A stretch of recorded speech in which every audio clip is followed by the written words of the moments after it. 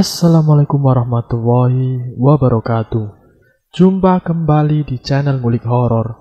Channel kami menceritakan tentang kisah-kisah misteri yang mungkin bisa menemani agan-agan dan sista semua ya. Kali ini saya akan membawakan kisah misteri yang ditulis oleh Ed Pesugihan. Kalian juga dapat mengunjungi tweet beliau langsung ya.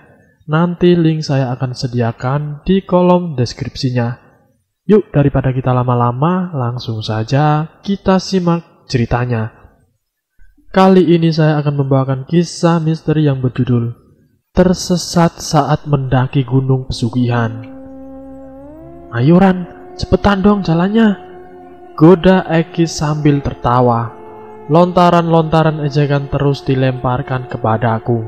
Sebagai pendaki pemula, aku paham betul kalau aku sebentar-bentar akan berhenti. Ini memang sering terjadi kepada pendaki pemuda. Kalau ejekan itu mungkin aku saja yang kurang beruntung karena punya teman brengsek yang suka meledek.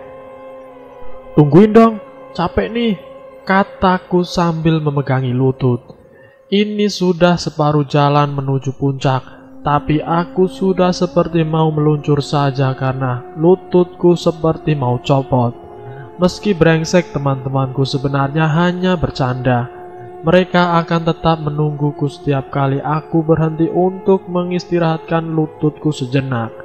Kali ini mereka memutuskan untuk sekalian beristirahat karena ada yang buang air kecil. Kalau sudah di gunung, buang air bisa di mana saja. Ki, cepetan kencingnya, keburu petang nih. Kita setidaknya harus sampai Sabana biar bisa bikin tenda, teriak Kevin, ketua rombongan kami, kepada Eki yang tengah kencing di semak-semak. Sambil menunggu Eki, kami memutuskan untuk meminum air yang kami bawa. Aneh sekali, saat meminum air tersebut aku merasa seperti sedang meminum air kencing. Sontak aku menyemburkan air yang hampir memasuki tenggorokanku itu. Loh Ran, kenapa? Tanya Yuni, anggota rombongan yang lain. Gak apa-apa, balasku.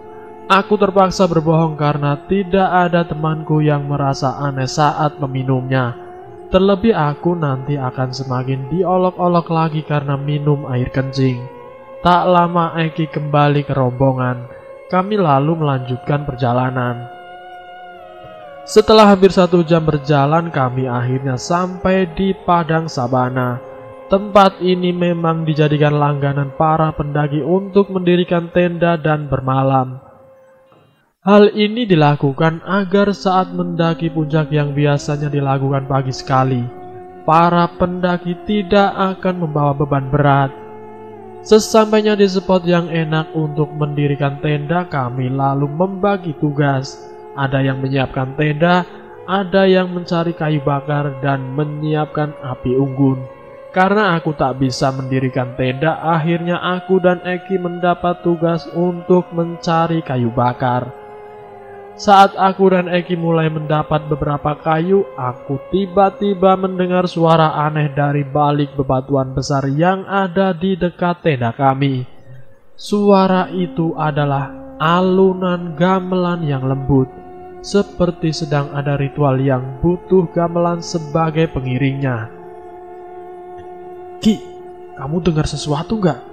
Tanyaku. Dengar apaan Ran? Tanya Eki heran. Suara gamelan, kataku lirih. Aku melihat Eki sedikit membelalak. Sepertinya ia kaget dengan apa yang kukatakan. Ran, kita balik ke camp aja yuk. Ini udah banyak kok kayunya, balas Eki setelah beberapa saat. Oke, sepertinya aku yang mulai aneh. Dari minum air kencing sampai mendengar suara gamelan, semuanya tak kusangka terjadi di sebuah gunung. Memang gunung ini sering diceritakan orang karena tempatnya yang angker.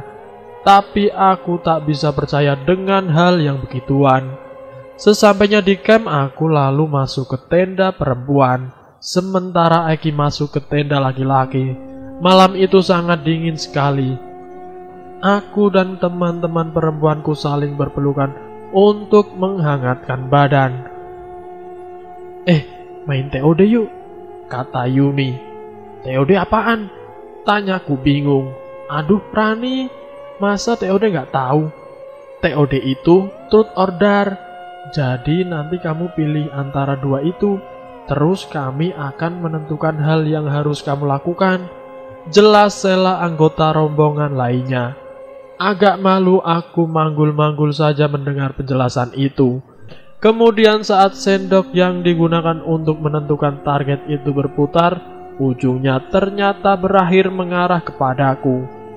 Karena gengsi dan aku ingin membuktikan kalau aku bukan anak cupu, aku memilih Dar.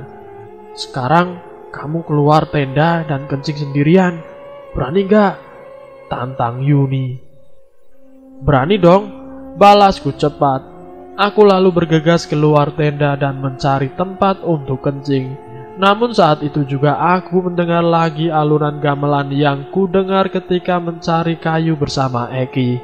Karena penasaran aku memutuskan untuk mencari sumber suara. Ternyata suara tersebut berasal dari balik bebatuan besar dekat tenda rombongan kami. Di sana ada seorang penari yang berlenggak-lenggok di tengah lapangan. Sementara di belakangnya ada sebuah rombongan pemain gamelan yang memainkan lagu untuk mengiringi penari tersebut. Tiba-tiba ada dua orang muncul dari belakang gamelan yang kemudian berjalan ke arahku. Dua orang itu membawa sebuah selendang yang ternyata dikalungkan di pundakku. Aku kemudian dituntun ke tengah untuk menari bersama penari itu. Tidak kusangka, aku ternyata bisa menari layaknya seorang penari yang handal. Tubuhku terus bergoyang mengikuti alunan gamelan yang semakin menghanyutkan. Semakin lama tubuhku menggerakkan gerakan tarian dengan cepat dan tak karuan. Aku tak bisa mengontrol tubuhku. Aku berusaha menghentikan semua gerakan tapi sia-sia. Tiba-tiba kepalaku pening. Semua penglihatanku menjadi gelap. Terakhir aku hanya mendengar tubuhku membentur tanah yang sedari tadi kupijak. Aku terbangun di sebuah ruangan yang berbau obat-obatan. Tanganku diinfus dan aku terbaring di sebuah ranjang rumah sakit. Yuni terlihat sangat cemas di sampingku. Dia mengatakan kalau aku telah hilang selama 1 minggu sejak dirinya menantangku kencing malam itu. Para tim SAR yang mencariku ternyata menemukan diriku yang sedang linglung di sebuah hutan di gunung tersebut. Setelahnya aku langsung dibawa ke rumah sakit. Karena curiga terjadi apa-apa, mereka lalu memanggil orang pintar untuk mengecek keadaanku. Katanya aku telah lancang memasuki area ritual pesugihan yang dilakukan oleh seseorang. Orang pintar itu mengatakan kalau gunung tersebut memang kerap dijadikan tempat pesugihan. Untung saja aku bisa selamat dari ritual itu karena biasanya pendaki yang hilang tidak akan pernah kembali dari gunung tersebut. Dan selesai.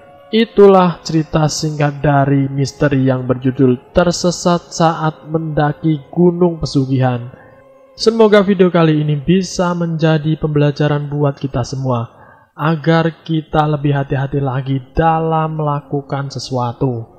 Terima kasih sudah mampir di channel kami. Jika kalian tertarik dengan video kami, silahkan tekan tombol like, share, dan komen. Tekan subscribe untuk mengikuti video kami selanjutnya ya. Wassalamualaikum warahmatullahi wabarakatuh.